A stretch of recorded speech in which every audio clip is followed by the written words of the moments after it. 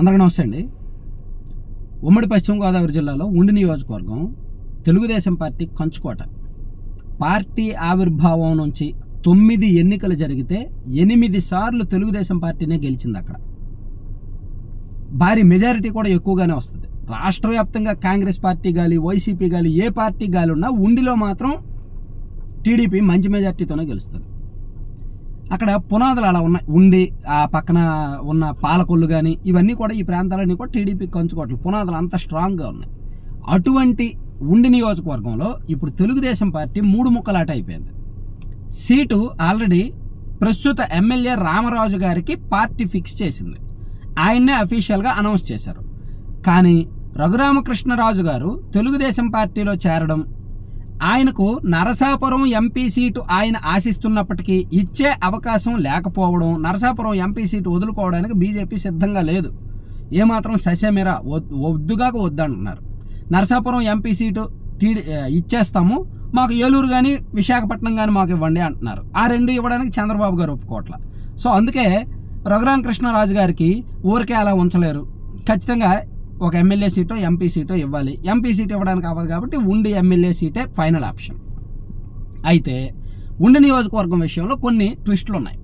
అక్కడ ఆల్రెడీ మాజీ ఎమ్మెల్యే గతంలో 2009 అండ్ 2014లో ఎమ్మెల్యేగా పనిచేసిన కలవపూడి శివరామరాజు గారికి అక్కడ స్ట్రాంగ్ వర్గం ఉంది.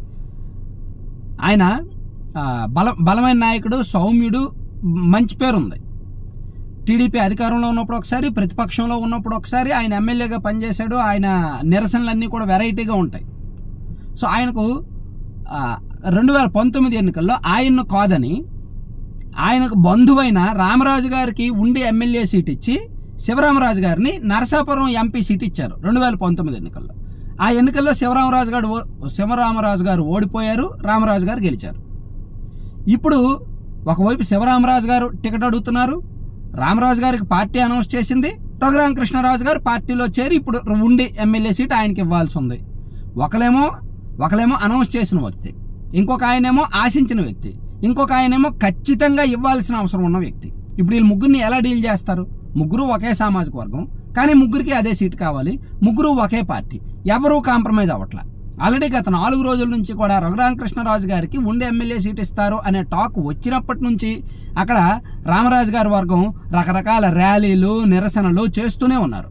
ఈవెన్ ఈ రోజు కూడా భీమవరం వెళ్ళి అక్కడ తోట సీతామహాలక్ష్మి గారి ఇంటి దగ్గర ధర్నా చేశారు. రామరాజు గారికే సీట్ ఇవ్వాలి, రామరాజు గారికే సీట్ ఇవ్వాలి అని. యాక్చువల్లీ రామరాజు గారు కూడా సౌమ్యుడే, ఆయన కూడా పెద్ద వివాద రహితుడు. ఆయన ఒక ఎమ్మెల్యేగా ఉన్నారనే సంగతి కూడా ఎవరికి తెలియదు, ఉనికి కూడా పెద్దగా లేదు. ఆయన పనేది ఆయన చేసుకునే టైపు.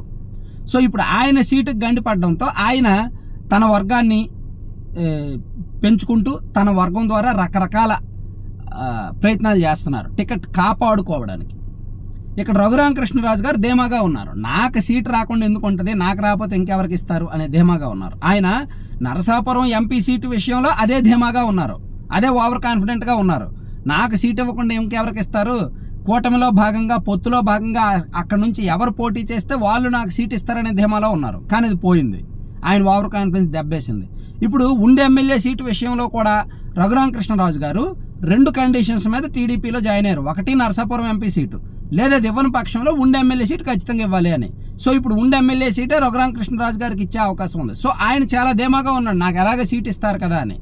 ఆయన ప్రయత్నం చేయట్లా. రామరాజు గారిని కలుపుకొని రామరాజు గారితో మాట్లాడి మనం కలిసి పనిచేద్దాం, నేను గెలుస్తాను, నీకేమో నష్టం రానివ్వదు, నీ క్యాడర్కి నష్టం రాదని ఆయన నచ్చచెప్పుకోవడం ఏదో ఒకటి చెయ్యాలి. అక్కడ ఆయన ఏంటి సచ్చినట్టు నాకు ఇస్తారు సీటు, నాకు కాకపోతే ఇంకెవరికి ఇస్తారు, నేను ఇంత పోరాటం చేశాను అనే లెక్కలో రఘురామకృష్ణరాజు గారు ఉన్నారు. వేరే వర్గాలను కలుపుకోవట్లా.